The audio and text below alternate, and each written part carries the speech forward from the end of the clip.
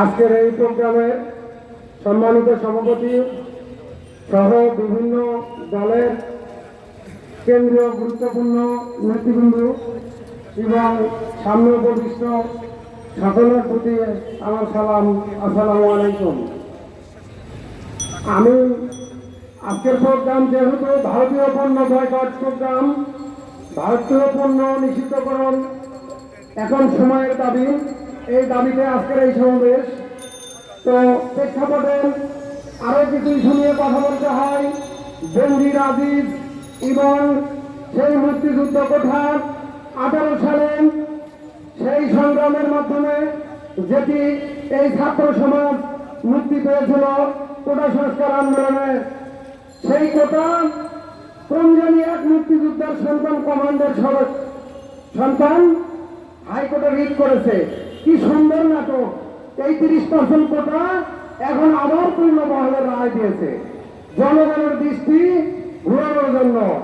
এই মোটা আজিজ, এই বেনজির, এদের ইস্যুতে ধামাচাপা দেওয়ার জন্য এখন আবার এই কোটা সংস্কারের সেই কোটা পূর্ণ মহল করেছে, যেটা ইতিমধ্যেই স্টাবলিশ হয়েছে।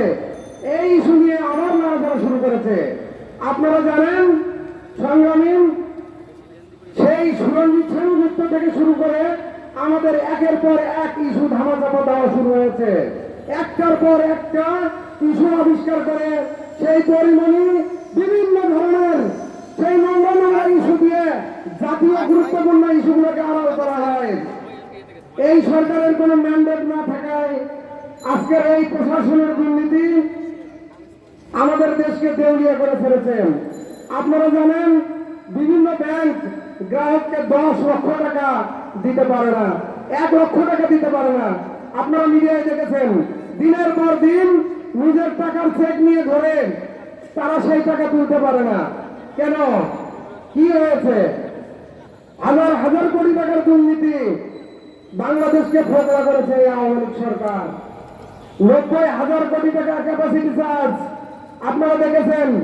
আমরা কিছুদিন আগে শ্রমিক অধিকার পরিষদে আমরা আন্দোলন করেছি 25 লক্ষ শ্রমিকদের জন্য।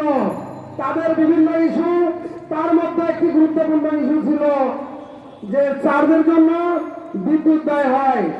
কুইক রেন্টাল, ইন্ডিমিনিটি আইন আপনারা সবই জানেন। এগুলোর বিচার একটা একটা করে এই দেশের মাটিতে হবে ইনশাআল্লাহ। আজকে আমি বলতে চাই, এই ভারতীয় পণ্যগুলো বহির্বিশ্ব ইতিমধ্যেই প্রত্যাখ্যান করেছেন, আমরাও প্রত্যাখ্যান করেছি।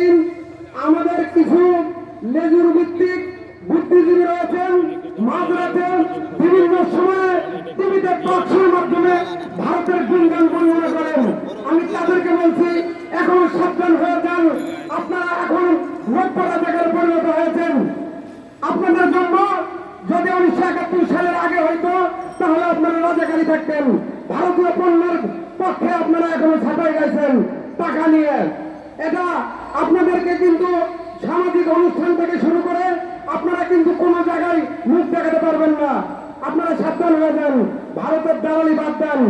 ভারতের বিভিন্ন প্রোডাক্ট নিয়ে বাংলাদেশি যে সকল ব্যবসায়ীরা, ডিলাররা ব্যবসা করছেন, আমি তাদেরকে বিনীত অনুরোধ করব, আপনারা বাংলাদেশের বিভিন্ন কোম্পানি, ভালো ভালো কোম্পানি, ভালো ভালো প্রোডাকশন করছেন, এই প্রোডাক্টগুলো আপনারা প্রমোট করুন, এই প্রোডাক্টগুলো বাঁচান।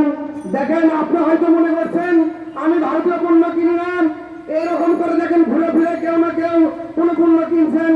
আপনার অজান্তেই আমরা আমাদের নিজের অজান্তেই আমাদের সন্তানদেরকে বিভিন্নভাবে ক্যান্সারের ঝুঁকিতে ফেলছি।